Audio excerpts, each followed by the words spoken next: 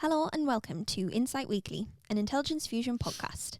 Another interesting week across the globe from a security and intelligence perspective. And to discuss the most significant developments with you, we have Max Taylor, who leads our coverage in Asia and the Middle East. We have Vincent, who is our senior regional analyst for the Americas. We welcome back Aaron, who will be reporting on Europe this week. And on the line again, we have Megan, our regional analyst covering the recent Boko Haram attacks in Nigeria. Megan, would you like to kick us off this week? So basically, over the course of the last week and Friday last week, there have been increasingly a number of Boko Haram attacks in Borno State, Nigeria.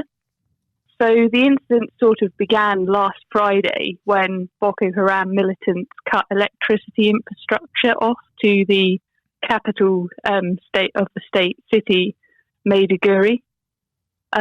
So following this, there were a number of attacks on Nigerian soldiers. So sort of across Friday and Saturday, there were reports that 17 soldiers were killed in conflict with militants. And during the incidents, firearms, ammunition and vehicles were stolen by the militants. So later on the 22nd, 8 soldiers were killed and 5 wounded after a patrol was ambushed, and 2 soldiers remain missing. I think of particular concern is the fact that 3 anti-aircraft equipment items were stolen by the militants and have not been accounted for yet. So this kind of follows on from a general unrest in the region where a number of Christians have been killed by Islamist militants, and footage of these attacks have been broadcast online. So the violence has sort of spilled over into Adamawa State as well, where a Christian association chairman was executed and the footage was posted online. Thank you, Megan. Aaron, what has been going on in Europe this week? Yeah, so I like to discuss recent development with regards to Russia's false bomb threat epidemic. There haven't been any developments until today. But before I talk about that, I'll just give a bit of a context. So as you can see on the map, Moscow and actually Russia as a whole has been covered with these orange incidents. And this is a trend that really started in 2017, but it took off again late November last year.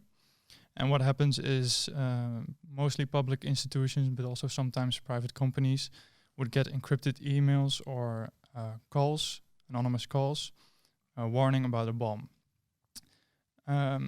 Then after a search is carried out and the building has been evacuated, turns out no bomb has been planted. So, for example, this week, as an example of what's been going on in the past few months, yesterday, metro and railway stations were facing bomb threats.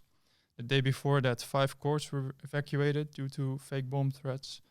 And the day before that, false bomb threats went out to over 100 public buildings.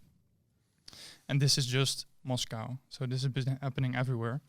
And it turns out these threats are all fake in the end, but it carries a real danger and especially a lot of disruption, because in one given day there have been incidents where 1,600 facilities had to be evacuated and searched in Moscow in one day.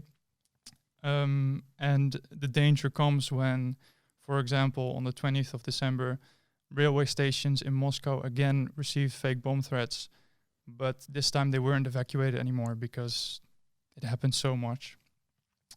So that's the threat, and the development that occurred today is that the FSB, Russia's intelligence agency, came out saying they shut down a Dutch website called startmail.com. So it's a website registered in the Netherlands. We can still access it. Anyone from outside Russia can access it, but anyone from inside Russia cannot access the website anymore and cannot receive emails anymore. And this website would send out the encrypted messages to all of these institutions.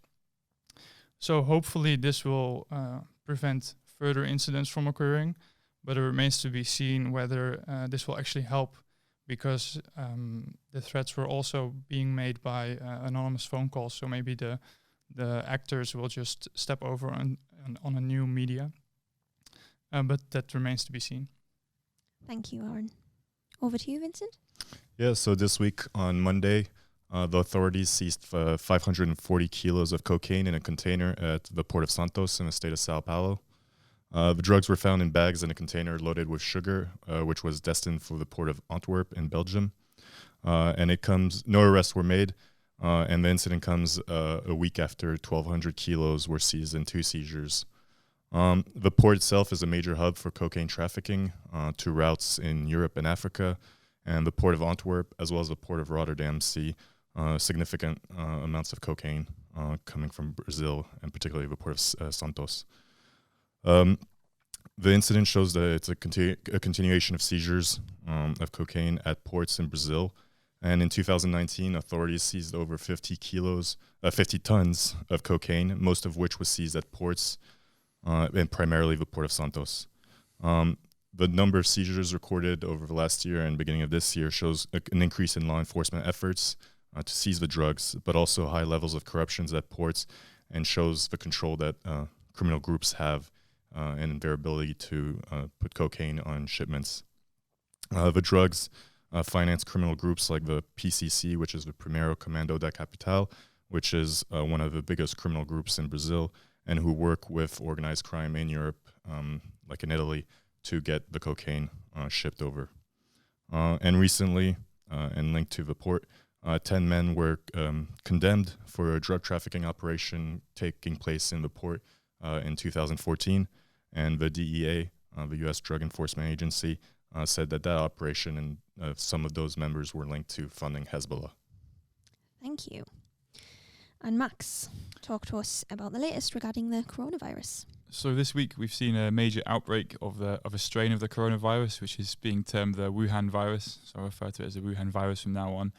And the Wuhan Virus comes from a similar place as where the SARS virus came from in the early 2000s. So SARS virus killed approximately 800 people globally. So there's fears that this Wuhan virus could be equally as infectious and dangerous as the SARS virus. So the disease itself started in the city of Wuhan, hence the name, in a fish market in the city, and immediately infections started being reported throughout the city itself as well as across China.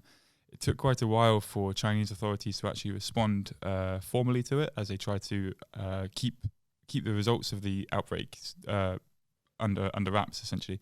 However, now they seem to be a bit more transparent about the number of infections and the rate of infection.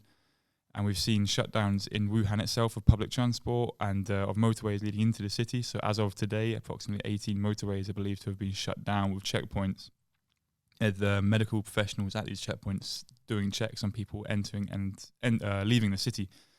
Although some people are still being reported to leave the city, haven't seen anything about checks on these people to enter the city. So I haven't seen any checks on people entering the city as yet.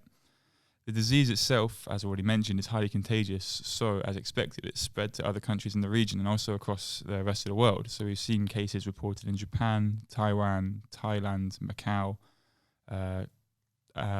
USA and Canada, and there's been suspicious reportings of suspected cases of disease in multiple other countries, including the Philippines, Mexico, Scotland, and other countries within the region itself. Travel disruptions have mostly come as of today, so there's been a lot of disruptions of public transport, particularly around Wuhan and the cities of Huanggang and Ezhou, close to Wuhan.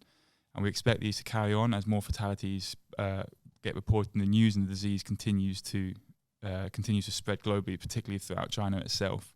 So going forwards, we do expect a lot more travel disruption, mostly in China, and also intensive medical checks on anyone arriving from China itself across the world. Thank you. Thank you, everyone. And also thank you to our regular viewers. If this is the first episode of Insight Weekly that you're catching, you can sign up to our mailing list. I'll pop the link in the comments, and you'll get new podcast content straight to your inbox every Friday. See you then.